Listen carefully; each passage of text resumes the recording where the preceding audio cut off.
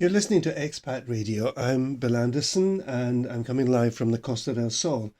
We had a little technical problem just at the beginning of this interview, but the interview is with a local artist here, Julie Brady, who originally comes from Bray in County Wicklow in Ireland, just south of Dublin. Julie is a local artist and jewellery maker. I'm going to be talking to her about her work and how easy or difficult it is to actually make a living as an artist here on the Costa del Sol. Julie isn't classically trained and much of her art is abstract. Julie is telling us that unlike her brother, she can't draw. So let's just take it from I there. mean, he could draw the Mona Lisa, no problem. Um, but I can't. I can't draw. So it's for me, it's just putting color and texture on canvas, and away we go. Yeah, but I mean, I think you're doing yourself a bit of an injustice here, Julie, because people might get the idea that you say, I can't draw, so it's just colours on canvas, and it's not. I mean, I've seen some of your work when you've been at exhibitions, and you very kindly sent me some photos as well, and it's more than just colours on canvas. I mean, there is a real structure to what you're painting, and Yeah, I suppose. I mean, I have been commissioned to do a couple of paintings, and they've been quite specific. Like one of mine was all greens and forest colors and textures.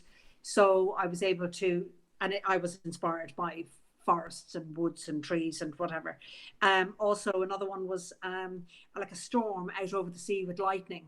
yeah. So I added texture to the painting and added in the lightning and yeah, I mean it was great doing it and I'm quite pleased with it and so is the client quite happy with it. Yeah. um yeah, I know it's not just about slapping on paint and textures, but yeah, my ideas come. I mean, sometimes I wake up in the middle of the night and I go, oh God, I must remember that now, and I might have a go at that, or Uh-huh. I YouTube videos and other abstract artists on Instagram, and have a look at their work and be inspired by them. I mean, some of them are just fabulous. Right. Yeah, But but just at the end of the previous show, we were, I was introducing that you were coming on, and Lorraine said to me, what's your favorite painting?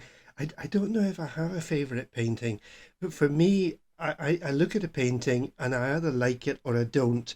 It either speaks to me or it doesn't.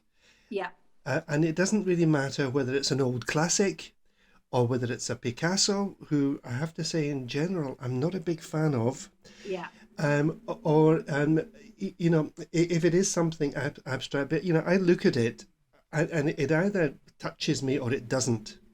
yeah. I think that's the way for most people. You don't have to be classically trained either. Exactly. If you like it, you like it. If you don't, you don't. It doesn't matter whether Yeah, it's classic painting or whether it's a red dot on a white canvas. yeah, Whatever tickles your fancy, whatever your style is that you like, that's it. And that's kind of how I paint as well. yeah, I paint what I right. like to, you know, and I'm lucky that other people like it too. So Yeah, well, I said on the at the end of the previous show that I had a student. I was help preparing her for university in the States, to pass her exams in English. She was a Spanish student, and her father was an art dealer. And normally we worked in the study, but this day we were working in the main lounge, and there was an original Picasso hanging up on the wall there. wow. And I'm thinking, wow, that must be worth a fortune. And then I thought to myself, yeah, but I wouldn't have it hanging in my house. I don't like it. I really didn't like it. Yeah, yeah, So, yeah, it might be great to say, and maybe some people do, well, not a lot of people do like Picasso's. But for me, I would keep looking at it and thinking, no, I don't like this painting. It doesn't sit well with me. yeah, yeah. I mean, a lot of, particularly like Picasso and artists like him, um, yeah, it's an acquired taste, really. I mean, people can look at something and go, well, that doesn't look right, or sure, child looks like it has painted that. Yeah, um but it's obviously a lot more complex than that. But yeah, sometimes it doesn't sit with me either. I mean, I look at a painting and I go, no, I could definitely do better than that, or you know but it's your own style, it's your own preference. Beauty is sure. in the eye of the beholder, shall we say. So Absolutely. you know Tell me, Julie, is it possible to make a living as an artist down here on the Costa del Sol? oh, I don't know. I mean, I've only just started, Right. shall we say, in kind of the last 8 months or so. I've really got stuck into painting, and yes, I have sold a few, but I think what I really need is I need a workshop, or I need a workspace. At Yeah. the moment, I'm working on my balcony, and it's not ideal. And as the winter comes in, it's going to be less ideal. Um, but as I'm not earning at the moment, to rent a space to have a workshop is proving quite difficult. Yeah. I'm going to put it out there. If anybody has a space, or a shared space even, because I also make jewelry, silver jewelry, and Yeah. that I cannot do on my balcony because it's dirty work. It's noisy. I would definitely need to be in a workshop, in a workspace. Yeah. And the problem down here is that renting any kind of space I costs an know. arm and a leg, doesn't I it? know. Yeah, absolutely. It's way, way too expensive. Like, there was some units nearby, €100 a month. I went, happy days, wonderful. No electricity, no water, no light. It's a garage basically. So it's Right. I, no good to me. I need Yeah. to have electricity and water, at least, even if I don't have natural light. Um, but yeah, it is difficult, and therefore, like, I mean, I want to work on big pieces. Mm. I'm fortunate enough that I have a friend, a Spanish friend, and she's very good friends with a very big furniture shop here in Fuengirola. Right. And um, I just thought, yeah, she'll introduce me to them, and hopefully they will sell some of my paintings. Right. Uh, in regard to earning a living, it's much impossible. Yeah. Yeah. And but part of this comes down to what you can sell your work for. I mean, Yeah. I've dabbled in painting in the past, but I've really concentrated more on writing in recent years. But I think there are similarities between writing and painting. Because it's the creativity in it and the time that goes into producing something that someone will want to read or want to look at. Um, I mean, how do you cost a piece of artwork, Julie? With great difficulty. And of course, we're all very self critical. I mean, I look at my painting and I go, can I really charge that? My friends are saying, my daughter said to me there recently, Mum, you need to put your stuff on Etsy. And I'm going, oh God, I don't think my work is good enough for Etsy. And she went, it most certainly is. You have to stop thinking like that. Yeah, Um, and I look at my work and I go, oh God, can I really charge that? And my friends are going, yeah, and more. You need to start, putting the price that's the value to it. You're self-critical. You think, oh well, yeah, I spent this on paint, I spent that on the canvas, but then there's my time. I could spend weeks at a painting, but so this is the thing, Julie, isn't it? That for anyone who's producing, whether it's jewelry or whether it's paintings or whether it's writing a book, I mean, if the artist, the writer, were to cost that product on an hourly basis, it I'd be it a it I'd be just a wouldn't millionaire. it wouldn't be possible, would it? No, no, it wouldn't. You can't. I mean, when I say a painting can take me weeks, that's going at it for a couple of hours at a time. Maybe a couple of days later, I'll go at it again. Uh, all in all, it might only be 24 hours, Yeah, um, but it's still eating into my time, because it's sporadically going at it. yeah, Because I have other things to be doing, or I might have three paintings on the go. right, Or I might be knitting, or I might be doing something else. Yeah. sure. Yeah, so how do you then decide if you're going to sell a painting, what you're going to sell it for? How do you put a number on it? I think probably the size of the canvas, and the materials that I use. So, for instance, if it's oils that I'm using, I did start out using oils, which are much more expensive and take longer to dry. I suppose that's why I switched to acrylic paint, because the drying time is so quick, and therefore I can get on with the painting quicker. Yeah, Yeah, I suppose it usually is. It's the materials I've used, a bit of my time, and the size of the canvas as well. And yeah. then I'll go and I'll take it to a framer's. I found a lovely framer in Fuengirola. Uh, he's very good. So there's the cost of that on top of that. So, Yeah, and I don't know if this is typical everywhere, but picture framing down here is really quite expensive, isn't it? well, I think this guy is reasonable. I mean, I had quite a large painting done, and it was like €80.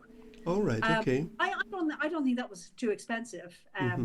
I was fortunate enough to go into the Kudeka shop in La Cala there at the end near the Carmen Hotel. I picked up a fabulous frame for about €18. I mean, it's just Right, beautiful. So right. I do a nice piece of art to go into that now, Uh-huh. and then sell. Yeah, excellent. I You, have a fly here. you're gonna fly. I know this is for people who don't know. Really, from now to towards December is the housefly season in Oh, Spain. cheapers are Uh, driving me crazy. it's awful, isn't it? Yeah. But when I was doing a bit of painting, this is a lot of years ago when I was in Scotland, and I did start out with oils, but it's what you say. The amount of time that you need to wait between one layer and the next layer is it's awful sometimes, isn't it? Depending on the conditions. Absolutely, it is, and it does. It takes forever to dry, Yeah, and then if you mix too early, your paints go muddy, and then you have to scrap it. yeah, Um, the only thing is, it's easier to change things, like you can scrape off the paint and reapply it or do whatever. But yeah, it takes forever to dry. It yeah. really does. Yeah. Yeah, and as you say, if you start trying to paint the next layer on top too early, you end up just with mud. So, Yeah, so absolutely. Although my preferred medium is oils, right. but I think maybe if I um, was commissioned to do a piece and they specifically want oils, well then I will just tell them it's going to take time, and I will, you know, give that time to that painting, because oils are beautiful. You get a far better effect than you will with acrylics. I Right. mean, the mix is beautiful. Yeah. And you're talking about the texture. Is it easier to apply texture with acrylics than oils, or does it not make a lot of difference? It doesn't really make a lot of difference, because I usually, on my blank canvas, I'll apply usually the textures first, although I can Oh, add okay. later. But I mean, I use gesso, I use sand, um, Ah, I okay. mix up plaster. I've even used an Irish brown bread mix. Is it one of these breads that lasts forever, is it? Exactly. You can eat your painting later. I'm going to say have your cake and eat it, but you can have your picture and eat it as well, yeah. Yeah, but yeah, with oils it does it. If I was to add on later, yeah, oils is definitely better. It's a nicer texture. Um, Plus, I also like, I like chunks of paint. I go through a lot of paint. I will, you know, use big blobs of paint when I'm doing oil. You Mm, can't so much um, with acrylics. That's yeah, why I will use a lot of texture with acrylics. But with oil, I can use the paint to add on really good texture. yeah. I suppose one of the good thing about acrylics is that they're water soluble, aren't they? And you can create these kind of nice washy Yeah, effects much more yeah, easily than perhaps you would with oils. yeah, yeah, definitely. Yeah, acrylic is much more forgiving painting with it, and I can fly through the work, and I can get lost for hours when I'm painting anyway, which is great. Right. It's good therapy for me because if I'm upset about anything, or if I'm feeling a little bit down, if I take the paints out, I'm lost in that. I'm just lost. Yeah. I can go, oh my god, it's nearly dark outside. I better stop. Yeah, Sure. Sure. yeah.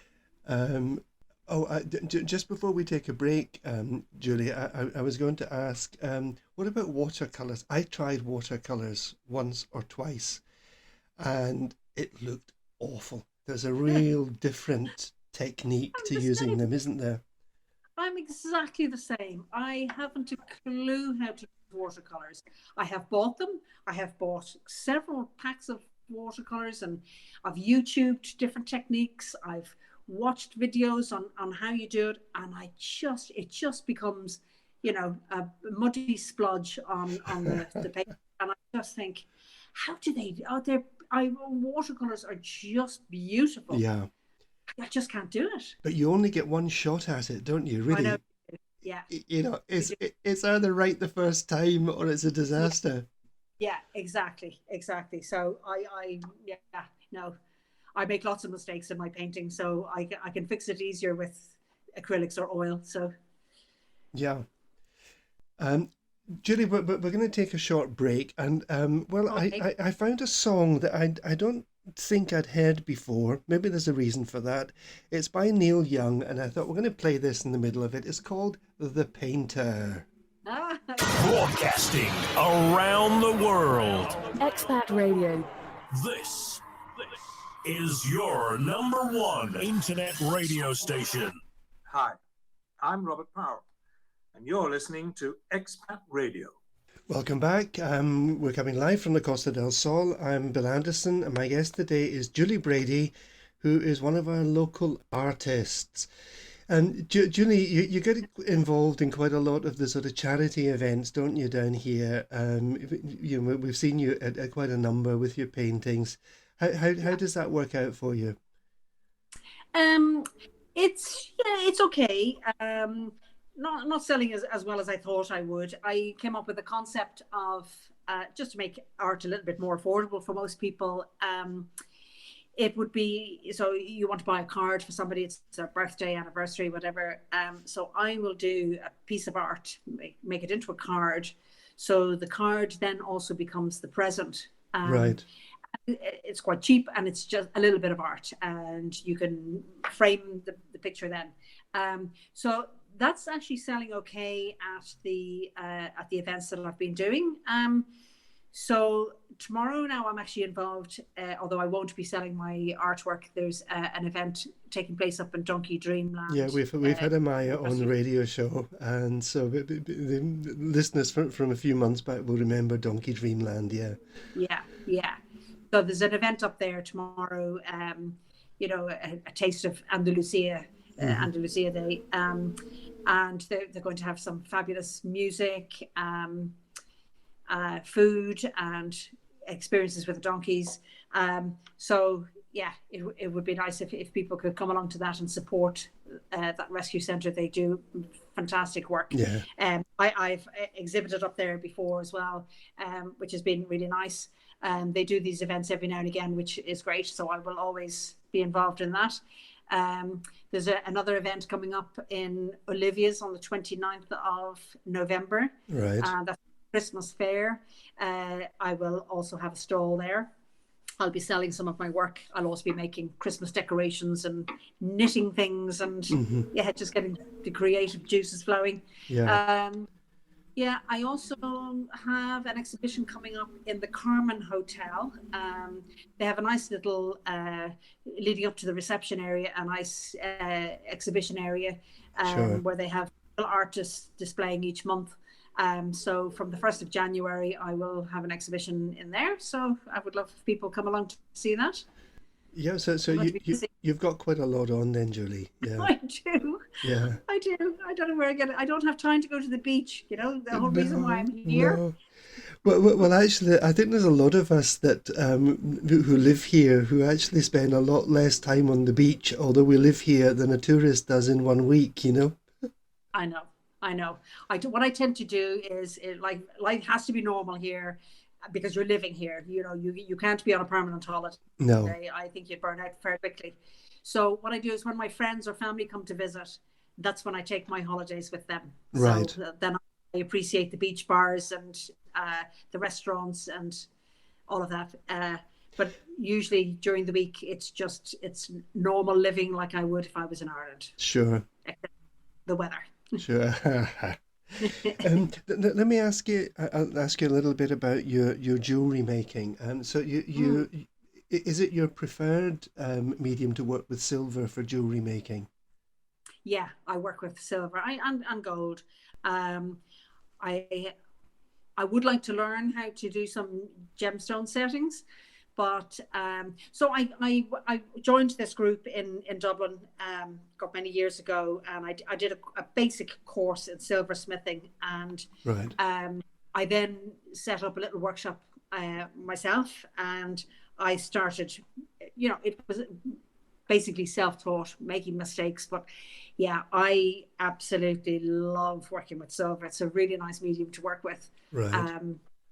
Expensive, but I do like working with it. Yeah. I mean, how would an artist, working with this buy their silver? Would they just buy silver ingots, or how does that work, Julie? I have no idea. Well, because I don't have my workshop set up here, I haven't worked yet here. But in Dublin, I would buy it in sheet form. So Okay. depending on the thickness and the size of the sheet plate that I'm buying, it's quite expensive. Uh-huh. So little waste, you have to be very careful. And then I just make templates and cut it out and hammer it and solder and Right. polish. It's lovely. It's really lovely to work with, but dirty. It's very dirty work. Yeah. So cross between sort of artistry and engineering, really, isn't it? Totally. That's exactly it. Yeah. And Yeah. coming up with designs for that is, again, I'll go and see what's out there, what's trending, what people like, and then I try and add my own style then. Right. Yeah. And do you have a sort of hallmark, if I can use that pun with silver, a kind of hallmark for the type of jewelry that you would make by preference in silver? Yeah, kind of contemporary, chunky kind of. So I'll do nice big thick bangles, and I do chunky rings. I use some Swarovski crystals in it. Yeah. So I've actually been commissioned to make 3 rings, Right. but at the moment I can't make them because I don't have my workshop. So Right. pretty soon I will get some space where I can work. Do you have all the equipment that you need there, although you don't have your workshop?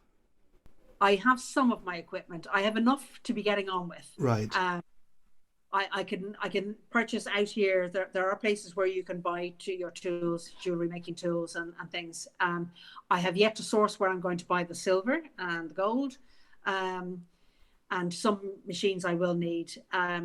But yeah, hopefully soon I will Right. get that up, because that's another passion of mine. Yeah, and actually, jewelry is very popular out here, isn't it?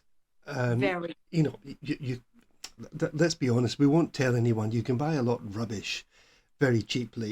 I of course, mean, there is a plethora of rubbish out there that of you can course. get, but people are even in the market that we have here on Wednesday, Saturday, the street market.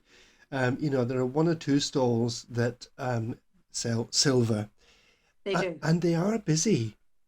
Yeah, they are. Yeah, Whether people people are want quality. buying, I don't know, but they're certainly there looking at the Yeah. stuff. Yeah. I mean, I bought a beautiful ring on the market, I think for €15 or something, and I don't think I could make it. And it's silver. It's Yeah, really lovely. There's also a guy on the market on a Wednesday, and they do jewelry made from aluminium. Oh, it's fabulous stuff. really. Big chunky. Oh, it's really lovely. Uh-huh. Really, really nice. So I kind of, that would kind of be my style. Maybe Right. not quite as chunky, but I would be doing it in silver. Unfortunately, it's going to be, 10 times the price, but Well, yeah, because the silver costs what it costs, doesn't it? it does. It's very expensive. Yeah. It's very expensive. Yeah. I mean, the price of silver has gone down a little bit at the moment. Um, I didn't notice, so yeah. But yeah, it's still, yeah, it's still very expensive. Yeah, But if you're yeah, buying it in sheets, I mean, obviously it has to be processed into these sheets. So, that's automatically going to increase the cost of buying the sheets of silver, isn't it? yeah, yeah, yeah, yeah, yeah, absolutely. Yeah. I mean, you're buying it wholesale, but really it's almost retail, Right. and then you add on, your skill on top of that, your designs, and then your finished piece. Yeah. It works out expensive, but Sure. then it is handcrafted. It is not manufactured by these huge machines, Uh-huh. and mass produced Hmm. stuff. These are one off. You're not going to get the same again, no matter how hard I try. Yeah. I It will never be. They're all one offs. So never the same design again. But there is something, Julie, about buying something where you feel there is a direct connection between you as the purchaser Yeah, and the person who has made this by hand yeah, or painted it, or it doesn't really matter, but yeah, this, I don't know, this kind of connection between yeah, having something that someone has taken time to make. yeah. Absolutely.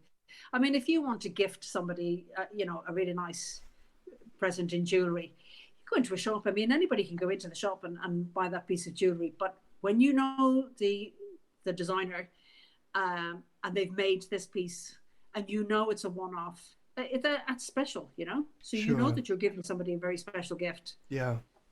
Yeah. Yeah, I mean, we were given. We have a friend. Her mother is an artist, Pilar La Sierra. She's very well known down here. She did hand painted fans for the king and queen and various things, Wow. and it's a painted bottle. Now, if I were out and about and just saw this bottle, I probably wouldn't have bought it.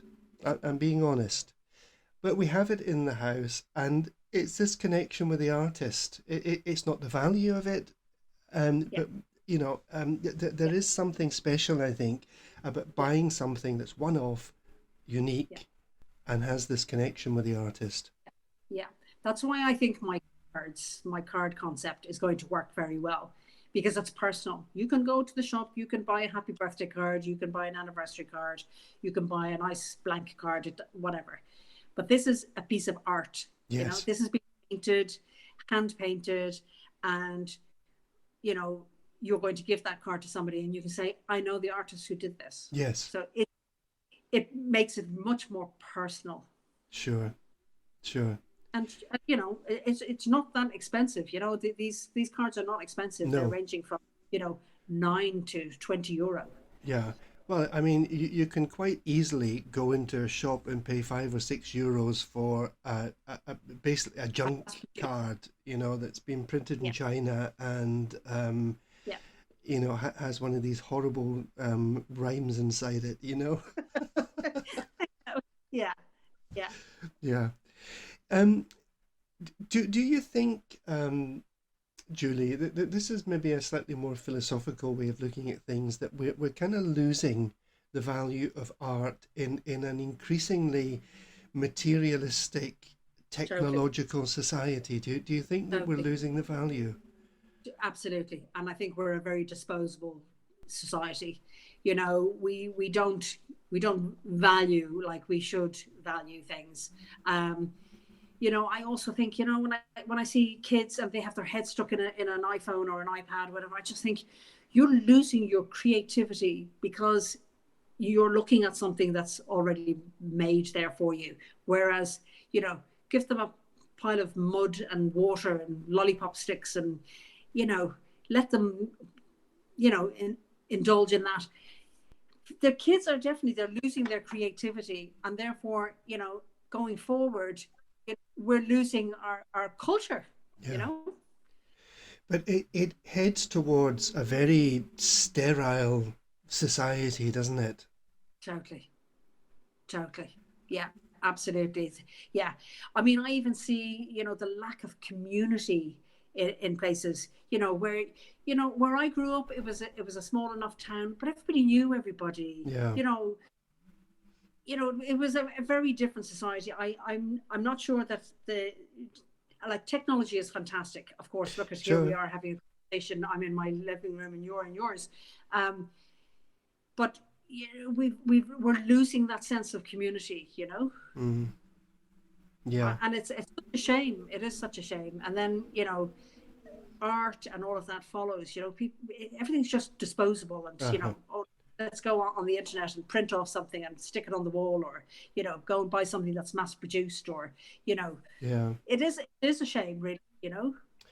Yeah, and I suppose digital photography has contributed in some ways to that because Yeah. everybody's a photographer now. You know, there was a time where being a photographer was a really creative role. I'm not saying Absolutely. people that use digital photography are not creative because, you know, there's lots of things that can be done to manipulate images and improve images and all that sort of thing. There's an art in that in itself, but you know, Yeah. everybody's got a mobile phone, and Absolutely. you know, their idea of art is taking photos, just you know, whatever they are, and Yeah. selfies. Yeah, and then you have the lovely Photoshop, you know, Ha, so you can take out your wrinkles, and you can, you know, add on this and lose 10 pounds, and you know, whatever, you know, it makes it not so real, you know. I think, you know, as you said, like, you know, years ago, a photographer, yeah, had serious skill, you know. hmm. And of course, you're not looking at all your photographs. People take photographs now sitting on their phone. What's the point in that? You know, print them off and hang them on the wall, or you Yeah. know, But I have to say, I'm as guilty as anyone of that. You know, I'm looking through my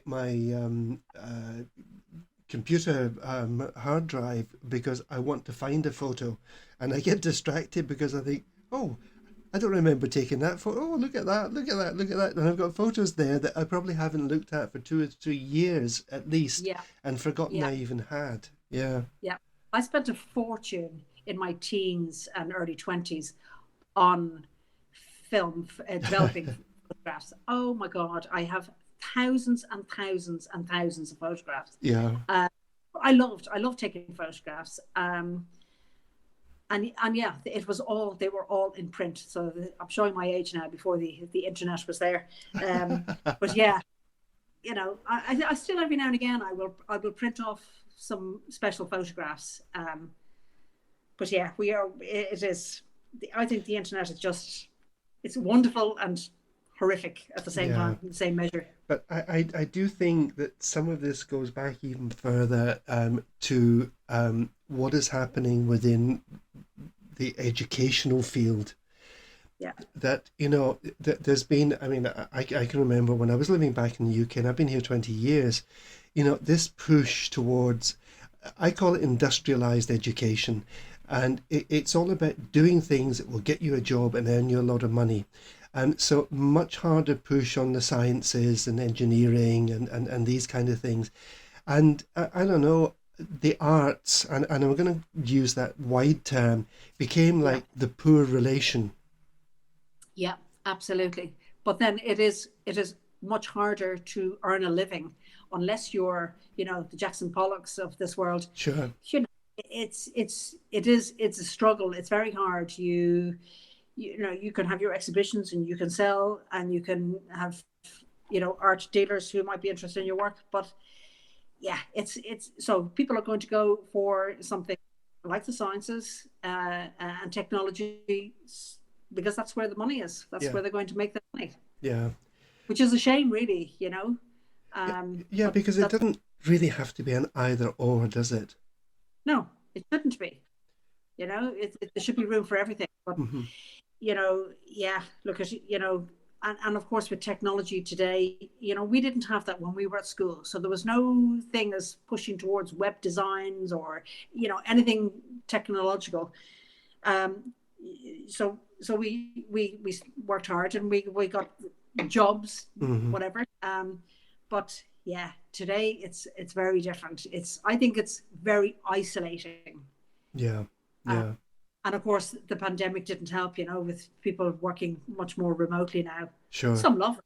My daughter loves working remotely, much prefers it than going into the office. Well, yeah. I Um, mean, I have a son who lives in Japan, in Tokyo. Well, nobody lives in Tokyo, but you know, he's in Tokyo, yeah, in Greater Tokyo.